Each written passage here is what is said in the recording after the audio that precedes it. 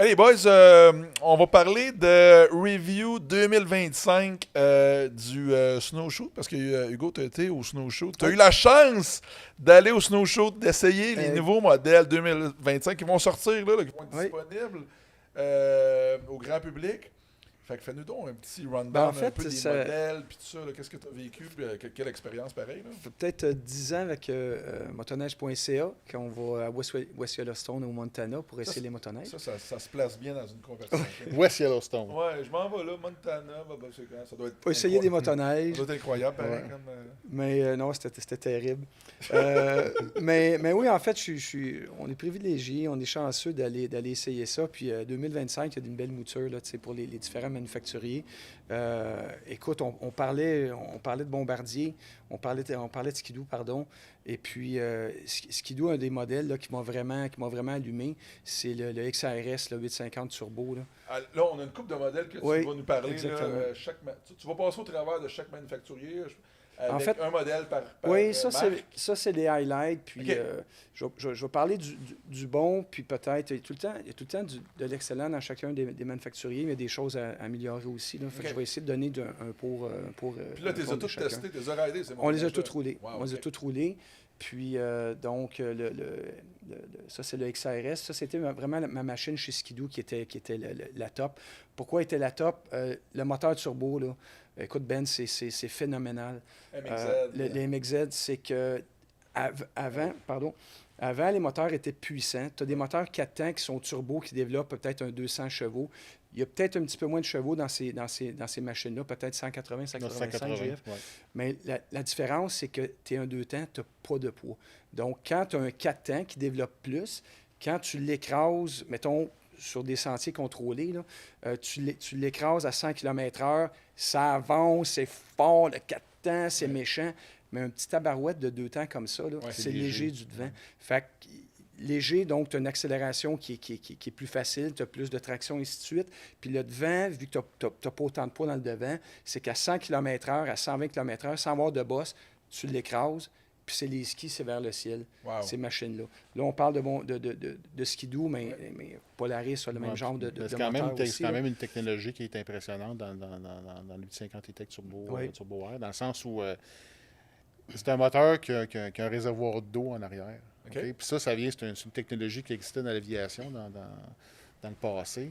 Mais c'est un moteur-là, justement, pour le garder froid pour qu'il performe au maximum, c'est après un certain temps, il va injecter de l'eau, OK, dans le moteur, dans le mélange essence et air, justement pour refroidir le moteur. Fait que ça permet d'avoir 180 HP là, en continu.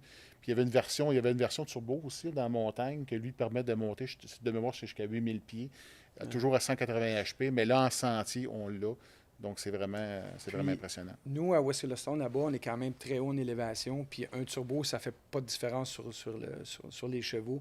Donc, la différence est encore plus grande parce qu'un un moteur atmosphérique normal, je pense que tu perds comme 20 donc, on avait ça qui était à 180 chevaux, qui avait tous ces chevaux, versus n'importe quel autre moteur qui n'était pas de turbo. Il y avait une grosse différence en chevaux.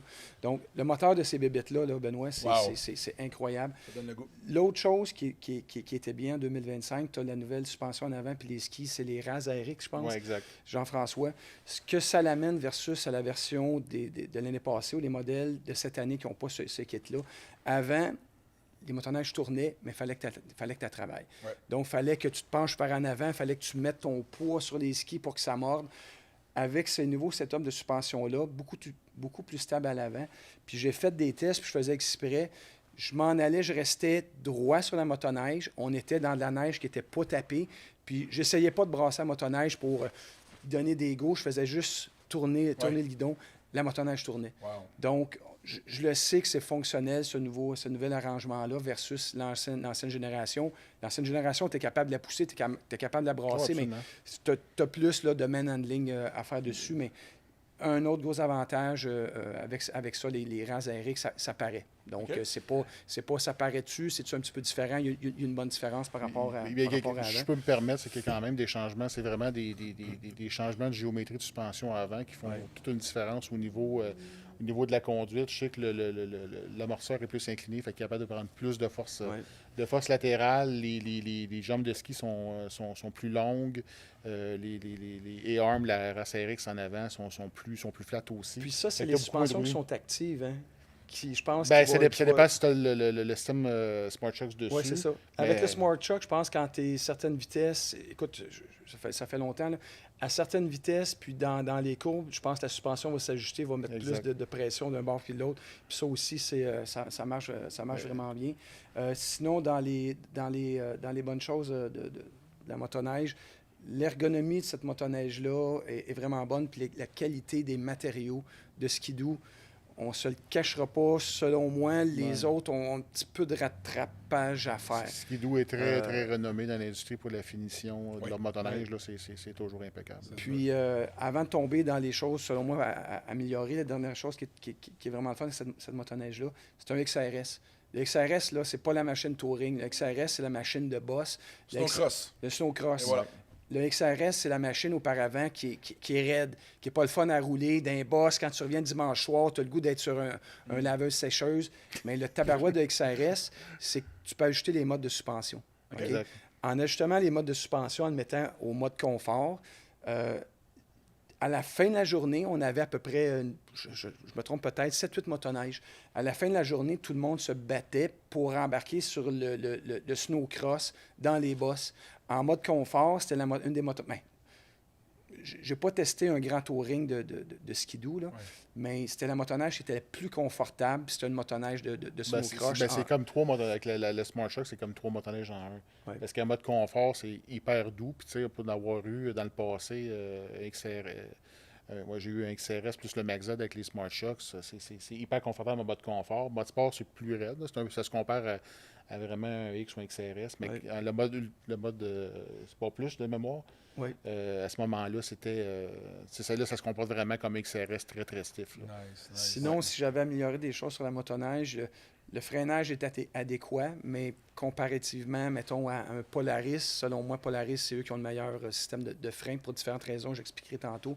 Le système de freinage est adéquat, ça va bien, mais je trouve qu'il manque un peu de feeling. L'autre chose, même si on a amélioré les cadrans, je trouve que sur le marché, il y a un meilleur cadran. C'est le cadran de Polaris. Je le trouve plus simple, il est plus visuel, il est plus clair. Ça avait été quelque chose, parce qu'on parle aux ingénieurs pendant les essais. Puis j'avais dit, je trouve que le cadran, il est noir. Il n'est pas aussi pétant. Polaris, le cadran, il est pétant. Puis la dernière chose à corriger, puis ça, j'ai eu bien des débats avec eux là-bas, c'est qu'auparavant, OK, il y avait certains boutons qui étaient dédiés sur les modes de suspension ou les modes de puissance, ainsi de suite. Ils étaient dédiés soit sur la console ou ailleurs. Là, ce qu'ils ont fait, puis je trouve que c'est une erreur, puis c'est une erreur dans n'importe quel sport, qui est la moto, en mode aventure. Tu veux avoir certains boutons qui étaient les modes ABS pour tes freins en arrière, des choses comme ça. Tu veux avoir des boutons dédiés, pas avoir à jouer dans les menus. Puis une erreur que je trouve qu'ils ont faite, c'est qu'ils ont mis ces changements-là en pensant bien faire, en pensant, hey, la technologie, le futur, c'est de mettre tout dans le cluster. Mais c'est que tu es obligé de jouer avec les settings. OK, là, je suis dans ma musique. Ouais. Ils ont fait ça pour soi-disant avoir un meilleur contrôle, puis pas avoir les doigts qui perdent le guidon. Mais là, c'est pas les doigts qui perdent le guidon, c'est les yeux qui perdent la route. Ouais. Parce que là, il faut que tu regardes ton cadran. Je trouve pas ça aussi moi, je peux dire ça. En tout cas, c'est pas aussi évident. Avant, là, c'est que tu savais que le bouton était à peu près à tel endroit sur ton dash. En haut, c'était dur. En bas, c'était mou. Puis dans le milieu, c'était intermédiaire. Fait que tu n'avais pas besoin de te questionner, tu es rendu où dans tes paramètres. Tu faisais juste dire, OK, j'arrive, j'ai une grosse section de boss. Mets ça dans le fond sans regarder. Tu avais une fraction de seconde, tu faisais juste mettre ça dans le fond. Tu étais au plus dur, tu allais attaquer les boss. Là, tu étais fatigué un petit peu ou c'était une belle trail qui était droite. Tu ne regardais pas, clic, tu mettais ça. Fait que je pense que ce soit dans la motoneige ou dans d'autres sports, tu devrais avoir certains boutons qui sont dédiés facilement, rapidement interchangeables. Donc, des Fait que- améliorations peut-être à ce niveau-là. Là. Pour le MXZ, ta note sur 10, tu irais avec quoi pour le nouveau modèle 2025? Écoute, je te Un dirais... brut au point comme ça, là. Je te dirais un 8,59. Wow. Vraiment, Oh, là. quand même. Vraiment, Fort, la motoneige. grosse note en partant, là. Oui, puis pour différentes raisons, je vais aller dans une autre marque, il va scorer un 8,59 pour d'autres raisons. Je vais peut-être OK. expliquer les différences, mais Ouais. je trouve que Skidoo, un bon package, qui a bien évolué avec les versions. Les qualités des matériaux sont vraiment bien. Est-ce qu'ils sont plus fiables ou pas? C'est pas ça que je veux dire, mais la qualité des matériaux sont vraiment c'est pas bien. Les battable. textures de siège, les textures de la peinture, la Ouais. façon que ça clip, je trouve qu'ils sont... Bon, je pense que pour l'expérience de conduite aussi, c'est assez exceptionnel. Oui, chacun des manufacturiers, je vais prendre même Yamaha qui s'en va, c'est malheureux. Dans certaines conditions, Yamaha est intouchable. Dans certains types de sentiers, dans certaines conditions, Yamaha est intouchable. Mais Skidoo, c'est un bon compromis entre boss, entre sentiers sinueux. Fait que moi, je te dirais un 8.5, 9 pour la XRS Turbo. OK, Ouais. super. On va y aller avec la deuxième motoneige, mais là, justement, il faut que tu mettes ton casque de pilote de review officiel 2025. Je vais le mettre pour montrer le style parce qu'il fait chaud. Eh non, Mais regardez ça. là. tu as quand même une crédibilité. Oh, oui, regardez. toute la crédibilité, oui, j'ai motoski ici. Ben oui, puis après ça, vas-y fort, je vais vous mon montrer go. attendez. Ouais. Ça, c'est le kit que tu utilises pour tes En fait, reviews. les gens roulaient avec ça à l'époque. Les gens, c'est ce qu'il y avait, fait qu'imagine. C'est-tu Puis des là- lunettes Skidoo pis tout? Hein? Oh, oui, c'est tout, la marque, c'est tout Skidoo. Ben voyons, toi. Avec les lunettes, je les appelle les lunettes grenouilles. Wow! On va réussir ça. Fait que ça, c'est le kit du parfait Du testeur de motoneige que Hugo porte fièrement pour les reviews Bon. 2025. Donc, Hugo, le deuxième modèle de motoneige que tu vas nous faire un review, c'est on quoi? pourrait parler peut-être d'un autre manufacturier qui est Arctic 4, je te dirais. Ben oui, le chat arctique Petit chat. Le petit chat. Donc, cette année, on avait en fait, Arctic 4, je vais leur laisser... je vais mettre des gros bémols, puis je vais partir. Oui, je suis crédible. Hein. Absolument. Je suis vraiment Correct, crédible. ouais, Enlève absolument. ça, enlève Je Ils vont me t'écoute détester, je t'écoute ils vont me attentivement. détester. En fait, ce qui est arrivé, puis c'est le fun parce qu'on a beaucoup d'anecdotes quand on va sur place, on parle aux ingénieurs. Dès le départ, les gens d'Arctic 4 nous ont averti que l'année passée, est-ce qu'il y a eu de la neige? Il n'y a pas eu de neige l'année passée. Mais non. Donc, il n'y a pas eu de neige pour personne. Donc, normalement, les machines, pour les amener en West-Yellowstone pour les snowshoes, ils les amènent dans la neige chez eux, ils font plein de tests de moteur, de suspension, de clutch, ainsi de suite. Il n'y a pas eu de neige. Donc, ce qui nous a avertis, dit, les gars, ce que vous allez tester, c'est vraiment des motoneiges. Normalement, ils sont prêts en production à 85 %. Là, je vous dirais, ils étaient à 75 %. Donc, à cause du manque de neige, c'était difficile de donner une note sur ces motoneiges-là. Est-ce que c'est des prototypes ou... Oui, c'est tous des prototypes. C'est Ok, tous des fait que, prototypes. wow. En C'est pas, fait, c'est pas nécessairement ce modèle-là exactement comme ça qui va finir disponible au grand public. en fait, ce n'est pas ce modèle-là. Comme je dis, normalement, c'est peut-être à 90 % proche de la réalité. Des fois, c'est du fine-tuning interne, des choses comme ça. Des fois, il y a des composantes de plastique qui ont été faites en impression 3D. Donc, OK. dépendamment comment ils sont avancés dans le modèle. Des fois, sur les motoneiges, j'ai des plastiques de l'année précédente, j'ai les sièges de l'année précédente. Donc, quand on a ça, on est indiqué, regarde, prenez des photos, testez la motoneige, mais prenez pas des photos parce que c'est pas la bonne esthétique, OK. on n'avait pas terminé. Fait que les plus et les moins du Arctic Les 4. plus, l'Arctic 4, c'est le go-kart. C'est vraiment, c'est le go-kart des trails. Je dis le go-kart parce que la suspension était vraiment, vraiment, vraiment dure. Donc, c'était quand on parlait tantôt qu'à la fin de la journée, on voulait embarquer sur le XRS. Dans Arctic 4, encore une fois, des prototypes, la suspension était vraiment, vraiment ferme. Le vraiment ferme est intéressant quand, encore une fois, tu as un beau sentier. Quand je dis, là, dans les courbes, dans les coins, cette motoneige-là, l'assiette était parfaite, ça mordait, ça tournait, ça allait vraiment, vraiment bien. Donc, chapeau pour ça, pour Arctic 4. Vraiment, c'est un châssis qui était vraiment, vraiment stable là, pour les tests. Ça, le modèle, c'était quoi? C'était c'était des ZR 858 OK. qu'on a testé beaucoup. Donc, oui. Les points plus négatifs de la machine? Les points plus négatifs, puis encore une fois, là, c'est un gros bémol. Les suspensions étaient vraiment sèches, là. Je pense que Arctic n'a jamais été reconnu pour être des sofas non plus, là. L'assiette, la stabilité dans les gros points, les gros highlights de Arctic 4. Au niveau du moteur, les moteurs n'étaient pas tous égaux. Il y a des moteurs il est marqué 858 dessus, il y a des moteurs qu'on avait testés qui ne performaient pas OK. dans la gamme là, des 800, 850. Il y en avait d'autres qui allaient mieux. Donc, au niveau du moteur, je ne pourrais pas dire. La prochaine génération de ces moteurs-là, écoutez, les gars, ça va être exceptionnel. On n'a pas pu tester à sa juste valeur. Je vais enlever ça. Ben, on va te donner une chance en ligne. Il fait chaud. Il fait chaud. Donc, au niveau des moteurs, c'était difficile à dire. Les suspensions étaient vraiment fermes. Le cadran, il y avait des nouvelles générations de cadrans aussi. Il y avait des problèmes au niveau des cadrans. Il n'était pas tout le temps autant stable. Une grosse amélioration par rapport aux anciens clusters. Là, je ne me rappelle plus comment il les nommait.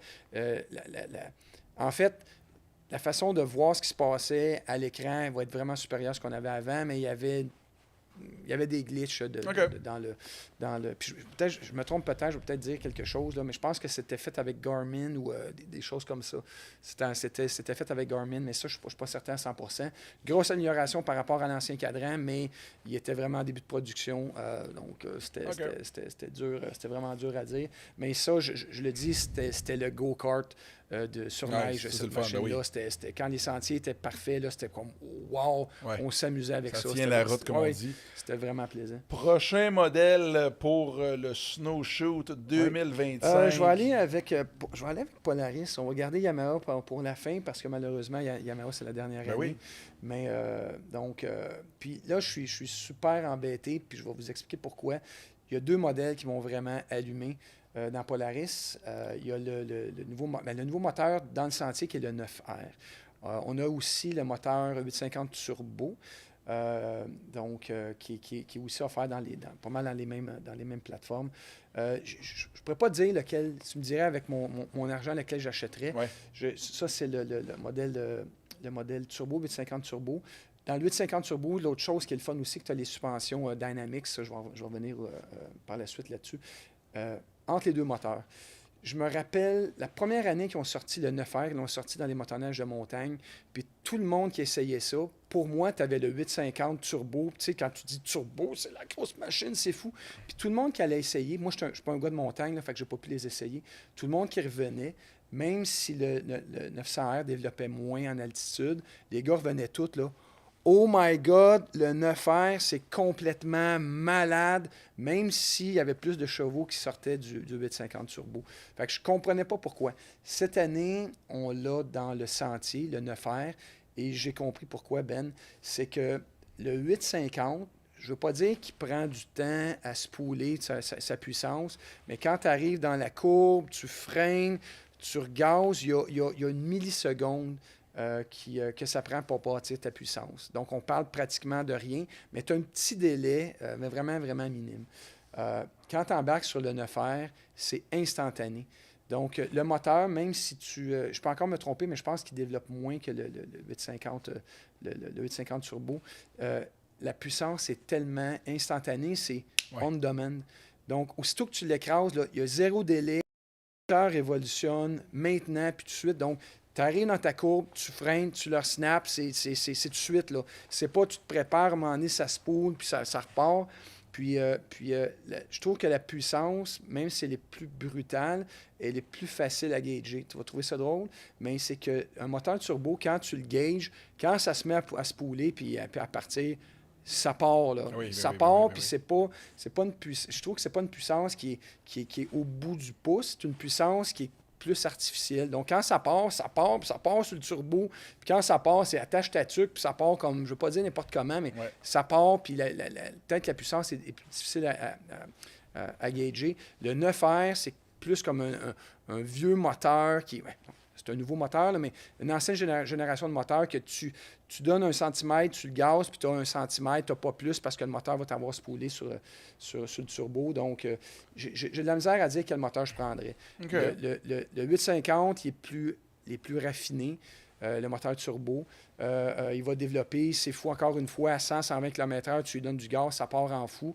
Mais le petit moment que ça manque, le temps que ça va monter sa puissance, même si c'est rien, me fait hésiter un peu plus. Le 900R, la puissance est moins... c'est pas doux, c'est pas joli, c'est brutal. Fait que, mais il n'y a pas de délai. Quand tu en donnes, ça part. C'est pas pour les doux. C'est pas pour les doux. Pour conclure avec le Polaris, ta note sur 10 pour le 9R 2025. Écoute, ça serait... ça serait encore une fois un 8.59 parce que je vais rajouter autre chose. C'est les nouvelles suspensions de Polaris qui sont actives. La suspension Dynamics qui est encore setée par rapport à la vitesse exactement. Ce qui est le fun, là, puis à la limite c'est le fun puis c'est dangereux, c'est que tu vois ta suspension travailler. Donc, quand tu tournes, tu vois que tes suspensions intérieures-extérieures vont tomber dans le rouge quand tu es rendu à un certain niveau de ta stroke de suspension. Ouais. La même chose en accélération, tu vois que les skis en avant viennent vert, la suspension en arrière vient rouge. Fait que c'est le fun parce que tu es capable de voir où est rendue ta suspension dans sa stroke. Donc, si tu es tout le temps dans le rouge, ben ce que tu fais, tu vas le craquer un petit peu, tu vas t'ajouter comme ça. Puis je pense que tu vois les G ou des choses comme ça, la force dans les virages. Juste ça, même si, en fait, ça t'aide-tu, je ne le sais pas, là, mais juste le fait, c'est marketing.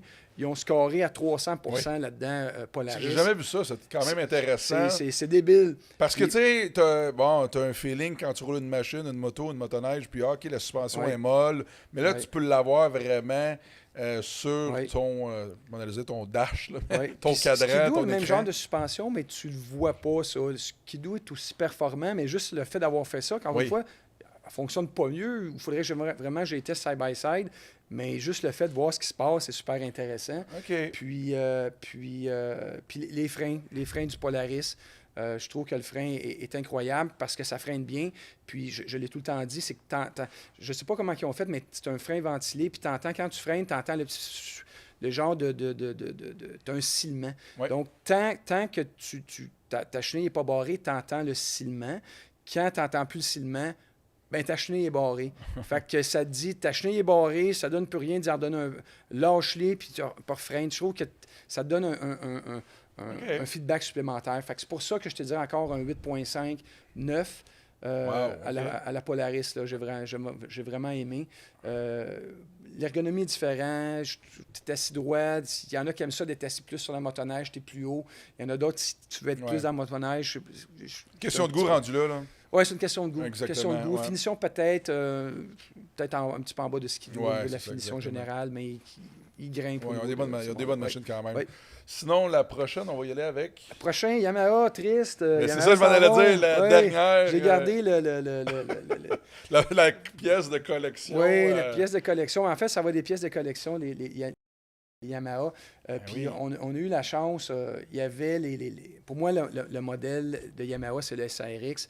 Le SRX, encore une fois, parce que je trouve que c'est, à part d'Arctic 4, là, qu'un modèle, c'est sa cousine là, dans le Thunder 4, c'est le seul modèle, encore aujourd'hui, qui peut se conduire comme une ancienne motoneige. Ah ouais? Parce que c'est un châssis qui est quand même assez flat. Puis le modèle du SRX, il y en a qui ont crié, ça n'a pas d'allure, c'est que la chenille, il n'y a pas des gros crampons dessus. OK. Ça avait été fait pour le top speed, donc moins de friction au niveau ça mange moins de puissance. Puis ce que ça a donné aussi, c'est que dans les courbes, vu que tu n'as pas de traction, tu peux conduire à l'ancienne. Donc, tu vas rentrer dans les courbes avec un SRX comme une vieille motoneige, tu vas faire déraper le derrière, tu vas y en redonner, puis tu vas faire toute la courbe sur le drift. Donc, quand tu as une motoneige plus haute, qui a plus de tracking, qui a plus de grip, tu ne pourras pas faire ça. Fait que si je comprends bien, si Guy Laliberté avait une motoneige récente, il irait vers un modèle comme ça. Tu lui conseillerais la Yamaha. S'il aime l'ancienne, oui, mais probablement parce que... À cause de la position de conduite. Position de conduite, tu as un 200 chevaux, puis surtout celle-là. En passant, celle-là, c'est drôle parce que la motoneige que je suis, c'est le modèle 001 qui est là, puis là, tu es en panne d'essence. Parce que c'est la seule motoneige pendant le snowshoe qu'on n'avait pas le droit de conduire parce que c'est une motoneige, on va voir sur les autres slides, c'est une motoneige qui a été signée par tous les gens qui ont travaillé sur la chaîne de production chez Yamaha. Donc, quand ils ont terminé la motoneige, c'était la 001, tout le monde a signé. Wow. Donc, cette motoneige-là a une valeur inestimable. Ben Donc, oui. la dernière année, c'est le modèle de performance, c'est la 001. Puis, c'est le modèle, avec beaucoup de chevaux. Donc, quand on a vu la motoneige sur le bord de la trail, on a tout viré de bord. On dit, hey, on va l'essayer. Je dis, first, tu peux pas, parce qu'on veut pas qu'il arrive rien. Puis, secondo, on n'a pas checké notre affaire, on était en panne d'essence. Fait que la motoneige était en avant, c'est le modèle 001. Puis encore une fois, cette motoneige-là, dans les bonnes conditions, c'est vraiment dur à toucher. Parce qu'il ne faut pas qu'il y ait trop de boss, là, parce que ça brasse plus que d'autres modèles. C'est que c'est tellement... La motoneige tient tellement bien la route. Il y a tellement de chevaux, je pense que c'est comme 200 chevaux, puis même plus. Là, ça l'arrache. Ça l'arrache, cette motoneige-là. C'est que même si tu es plus rapide à certains endroits qu'un autre motoneige, c'est tellement puissant, tu vas prendre un petit bout de droit que tout ce que tu vas avoir gagné ailleurs, à te battre dans les courbes, à gagner là, une coupe de ski en avant, tu prends un droit avec une motoneige comme ça, des 200 chevaux, 4 temps turbo, là, en l'espace de tout ce que tu as travaillé, tu l'as regagné. Fait que tu as un plaisir fou avec ces modèles-là de Yamaha. Là. Ben Hugo, un gros merci pour ton review motoneige 2025.